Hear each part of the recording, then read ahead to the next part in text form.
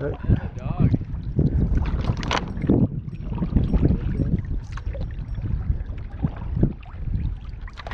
Hi there. Hi. Hi.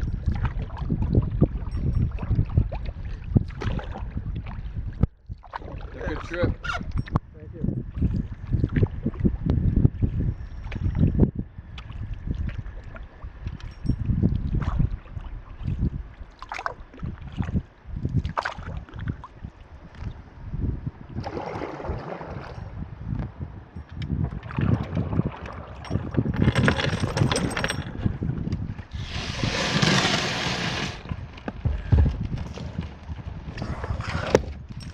Good boy.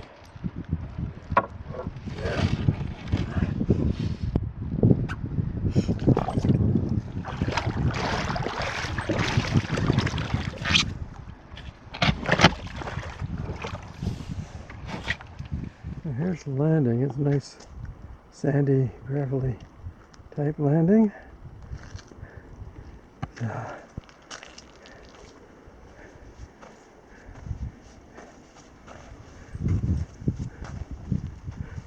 Looks like a fairly decent tent pad right here.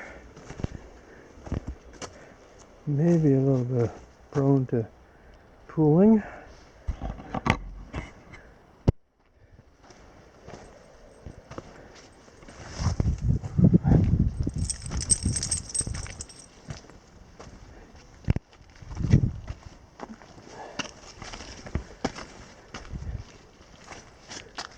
Oh, this site sure doesn't get a lot of use. Okay, there's the kitchen area.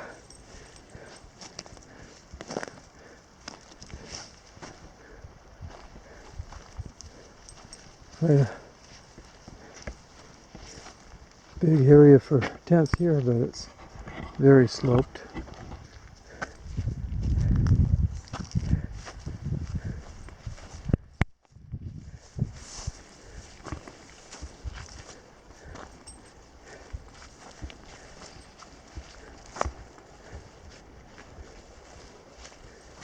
Nice little sitting area over here.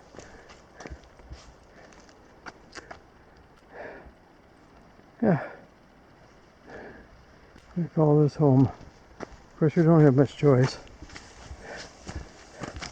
This is the last open campsite on the lake, so we have to take it or nothing at all. Today is August 18th, 2018. So 08, 18, 18. What I did was I drove up today, and about 3 o'clock this afternoon, well, first of all, I drove up, I picked up my permit at the Tofty Ranger Station, and came to the entry point and put in about 3 o'clock this afternoon. So I got a late start, but this particular entry point that I'm going into, Cross Bay River, or Cross Bay Lake entry point, there's a couple of portages and Ham Lake before you actually get into the Boundary Waters. So my plan was to stay here on Ham Lake overnight, just outside the Boundary Waters, and then tomorrow morning early I'll pull up stakes here and I will head on in. So see if we can do this. Figure out where I am. So the entry point is, or not the entry point, but the water access is right up in here along the Cross River.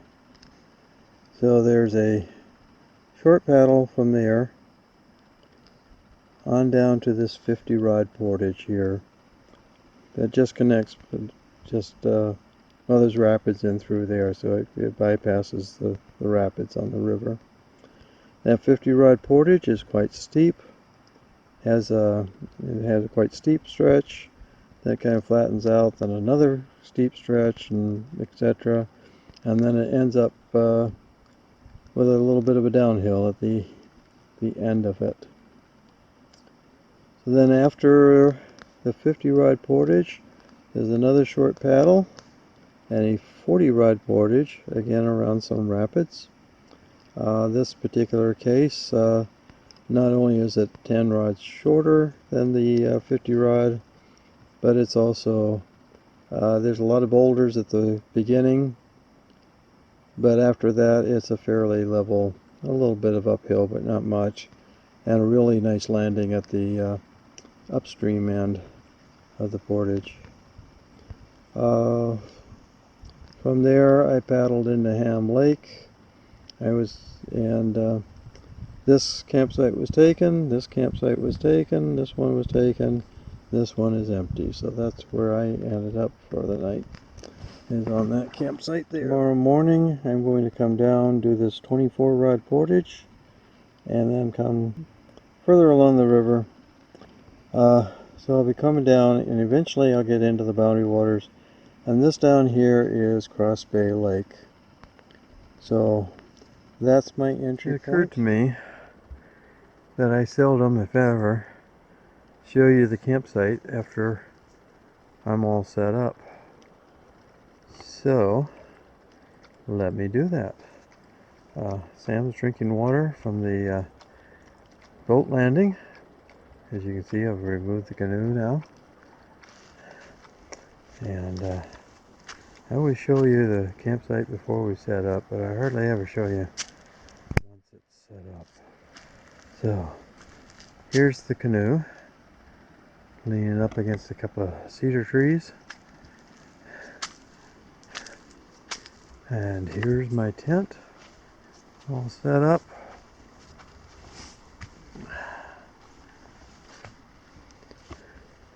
I really love this tent. I really do. It's got huge vestibules. And look inside there. And it's got two of them, the same size. And of course, as I pointed out previously, it comes out over here, so if it were to rain right now, there wouldn't be any rain getting into the tent itself. I like the way the fly opens from the side. Talked about that before. Just like so many things about this tent. Oops. No, I didn't bother guying out the fly tonight. It doesn't sound like there's much danger of getting much wind from the forecast. So I didn't stake these out. In the back here, I just have it open for some ventilation from the back.